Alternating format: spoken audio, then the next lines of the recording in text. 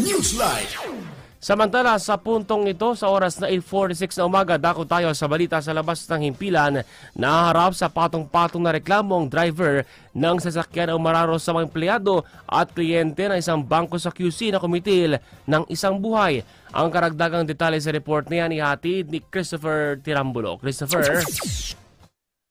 Kinasuhan na ng Quezon City District Traffic Enforcement Unit ang driver ng sports utility vehicle na pumaloob sa isang bangko sa barangay Greater Lagro sa lungsod ng Quezon nitong Huwebes ng gabi, na harap sa mga kasong reckless imprudence resulting in homicide, multiple physical injuries, and damage to property ang suspect. Ayon kay QCPD District Director Police Brigadier General Red Maranan, human error ang sanhi ng insidente at walang aberya ang naturang sasakyan. Dagdag pa ng opisyal na wala rin sa impluwensya ng alak ang suspect sa nang mangyari ang insidente. Nasa pool din ng closed circuit television o CCTV ang pag-atras ng sasakyan, ngunit bigla na lamang tinumbok ang entrada ng bangko na binabantayan ng mga gwardya hanggang sa counter table kung saan may mga nakapwestong mga kliyente. 2 beses din itong nag-atras abante sa loob ng bangko na nagresulta ng pagkamatay ng isang customer ng bangko at ikinasugat ng 6 na individual.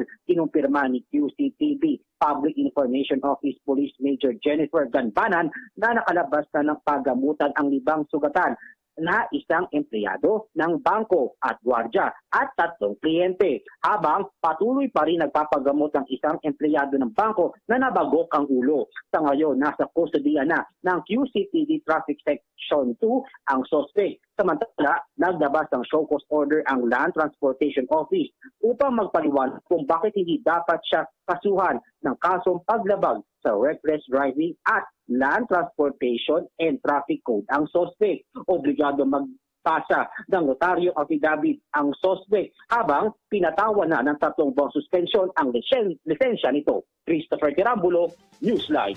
Maraming salamat sa report na yan, Christopher. Newsline.